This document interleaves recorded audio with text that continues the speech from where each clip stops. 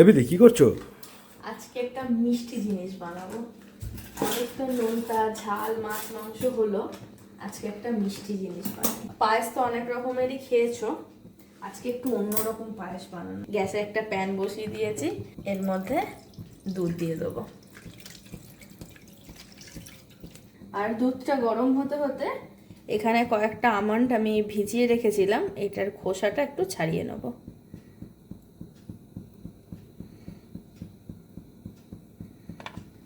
তো দুধ মোটামুটি ফুটে গেছে, এর মধ্যে এবার অল্প একটুখানি চিনি দিয়ে দেবো। বেশি চিনি দেওয়ার দরকার নেই, অল্প একটু দিলেই হবে। আর এখানে দেখো সব কটা বাদাম মোটামুটি ছাড়ানো হয়ে গেছে। এইটাই একটু সময় সাপেক্ষ কাজ, একটু ধৈর্য নিয়ে করতে হবে।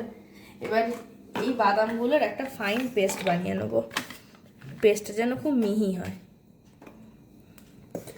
আর অন্যদিকে এখানে 200 গ্রাম মতো খোয়া আছে, এই খোয়াটাকে গ্রেটার দিয়ে একটু গ্রেট করে নেবো। আমার একটা ছোট্ট সুন্দর মতো ছোট্ট গ্রেটার ছিল, ওটা এখন পাচ্ছি না, তার যে এইটা দিয়েই করবো। হাত দিয়ে ভাঙলেও ভেঙে যাবে, বাট মিহি হবে না। এরকম ভাবে পুরো খোয়াটাকে সুন্দর করে গ্রেট করে নেবো। তো এখানে সুন্দর করে সব গ্রেট করা হয়ে গেছে খোয়াগুলো। এবার কিছুটা খোয়া এর ভেতরে আমি নিয়ে নেবো।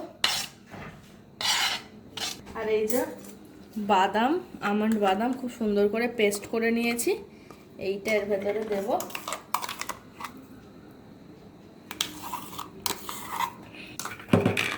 দিয়ে সব কিছুকে সুন্দর করে একটু মিশিয়ে নেবো, দিয়ে একটা ডো মতো ফর্ম করব। এবার এর মধ্যে দিয়ে দেবো অল্প করে একটু চিনি গুঁড়ো। চিনিটা একটু গুঁড়ো করে দেওয়ারই চেষ্টা করবে, তাতে মেশাতে গেলে একটু সুবিধা হবে। দিয়ে আবার একটু মিশিয়ে নেবো।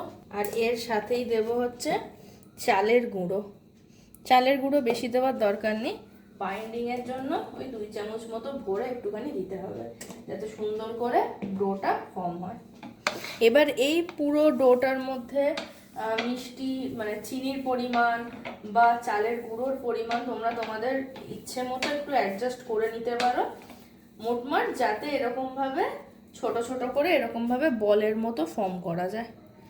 আর একটু টাইট হলেও কোনো সমস্যা নেই। তো সুন্দর করে এরকমভাবে ডো তৈরি করা হয়ে গেছে।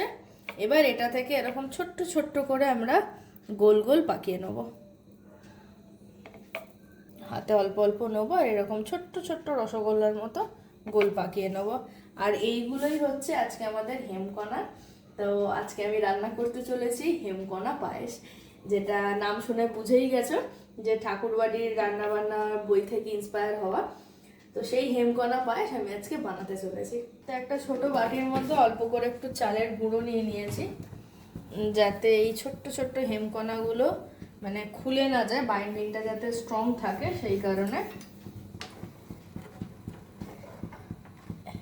দুধ ফুটে গেছে, এবার এই হেমকণাগুলো এরকমভাবে কোট করব, আর এর ভেতরে এরকমভাবে ছেড়ে দেবো। চালের গুঁড়োয় কোট করব, এরকমভাবে করে ছেড়ে দেবো। খুব প্রমিনেন্ট না হলেও হবে, কোনো অসুবিধা নেই। তো সব কটা বলসই এর ভেতর দেওয়া হয়ে গেছে। এবার এই সব কিছুকে একসাথে একটু মোটামুটি 2 থেকে 5 মিনিট একটু ফুটিয়ে নেবো, ব্যাস। তাহলেই তৈরি হয়ে যাবে আমাদের হেমকণা পায়েস। তো দুধ ফুটে গেছে, এবার গ্যাসের ফ্লেম বন্ধ করে দিলাম, আর এই যে আমাদের সুন্দর হেমকণা পায়েস কিন্তু তৈরি। এবার এটাকে একটুখানি ঠান্ডা করে একটা বাটিতে ট্রান্সফার করে নেবো।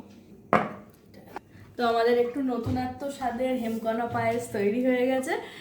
তো এইটা ঠাকুরবাড়ির রান্নাবান্না থেকে ইন্সপায়ার। আর ইদানিং আমি একটু ঠাকুরবাড়ির রান্নাবান্নার রেসিপি দেখাচ্ছি। তো অলরেডি তোমরা সবাই আমার 25শে বৈশাখের ভিডিও দেখতে পেয়ে গেছো। যারা যারা দেখোনি ফটাফট যাও গিয়ে চেক আউট করো 25শে বৈশাখের নতুন থালি তোমাদের জন্য। তো কিরকম লাগলো অবশ্যই কমেন্ট করে জানিও। আর আজকে এরকম টাইপের হেমকণা পায়েস আমি ফার্স্ট টাইম বানালাম, তো তোমরা অবশ্যই করে বাড়িতে ট্রাই করো। আর কেউ যদি অলরেডি ট্রাই করে থাকো তাহলে অবশ্যই করে কমেন্ট করে জানিও। সো আর কি, ভিডিও ভালো লাগলে একটা লাইক শেয়ার কমেন্ট করো। So see you in the next video, till then bye by.